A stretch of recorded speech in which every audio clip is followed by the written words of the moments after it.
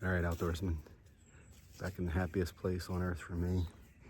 Got my favorite daughter with me, and we are going to do a little trim up work around here, getting it ready for going into the summer, and we're gonna get new batteries in our trail cams. So come along for today's adventure. Let's get outdoors. Actually have some ducks down on the water.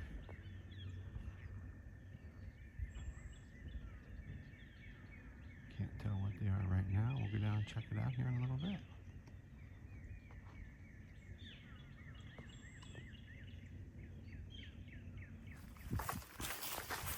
All right, we were in here back in the fall and did a fair amount of cutting out. There you can see a dead top. Definitely want to get in here with my brush hog here this summer and get rid of this sumac, and then just follow after with glycosulfate sprays to keep it down. So, lots of work to do, but we are definitely making progress. You can definitely see the difference in versus places that were mown against those that were not. So we'll definitely be back out here again this late summer in July to work to get this mowed down. We'll be wanting to do some tilling and try to get a few food plots going in here. Oh, looks like we might have had a tree blow over there. I'll have to go check that out.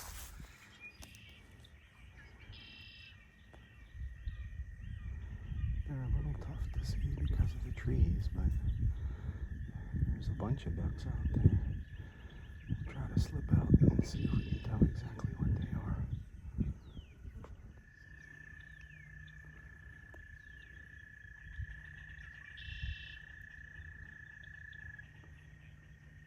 Well, Mr. Squirrel isn't super happy with this.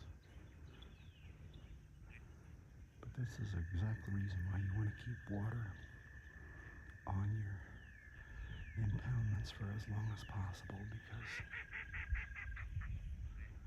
this place is covered with ducks, as you just heard. We're going to slip up and see if we can see a few more.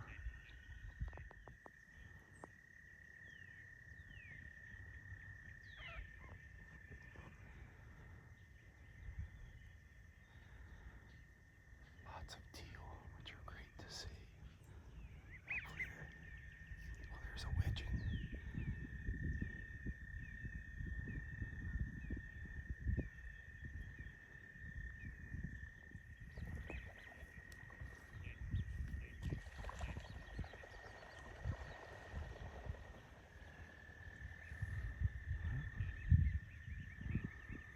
Lots of teal.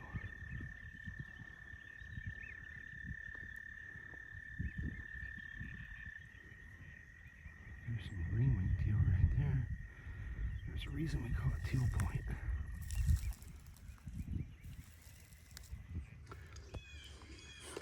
All right, let's see what my daughter has caught.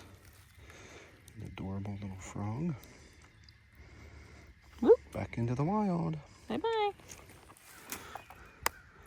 All right, everyone, here is the creek that bisects my property. I have some big timber over there. Turkey and deer love it over there. I believe I probably have a beaver dam that has this backed up, which is great because then I'll be able to, when the water is down, I'll be able to pump it just a short distance from here over 150 yards to there into my water impoundment structure, and I'll be able to refill it. As I've said before, this is a wetland reserve or wetland conservation easement at this point. So super proud of having the wetlands and keeping them for posterity's sake.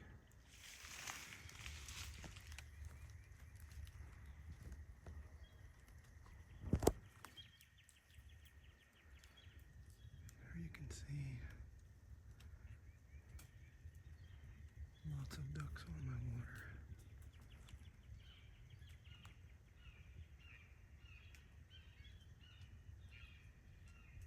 And then down there's a bunch more.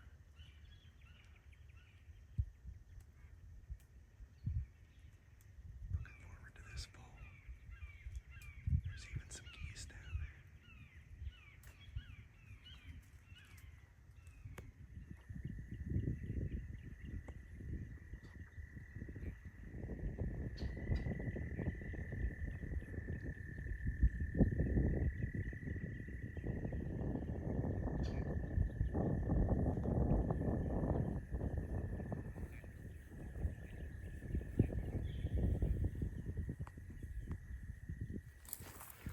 All right, everyone. As you can see, well, it's a little hard to see, but there's a pretty significant erosion spot there. And then as you come up, you can see there's another one there. I am working with the NRCS, National Conservation Resource, and the Soil Conservation District here in Missouri to have this redone. It's the upside of it being a wetland reserve conservation easement, so that when the beavers have messed this up significantly in here, so we're looking to have them come and redo my berm. And in just a minute I'll show you the water control structure and how the beavers have completely eliminated the possibility of me to control the water. And here you can see the engineering feat that the beavers have done on my water control structure. They literally pushed sticks through, and then here you can see the edge normal, and then they have probably a 20-foot in diameter space that they have surrounded my water control structure, so no water leaves here except through evaporation. So looking forward to having, as I said, the NRCS get out here and remediate this for me so that I am able to actually control the water on my impoundment again. All right, outdoorsmen, wrapping up the trip to my farm here in the spring. I think you can really see the benefit of keeping water on impoundments. That was definitely the most ducks that I had seen on there the entire year. Part of it was because of the way that the beavers had it messed up, that I couldn't get water off of it to grow anything in the summer. We're going to get that taken care of. But certainly in the long run, there were widgeon, blue and green-winged teal. I believe there were even some bluebills on there, so, as well as Canada geese. So by leaving it on, it gives them a place to stop and rest.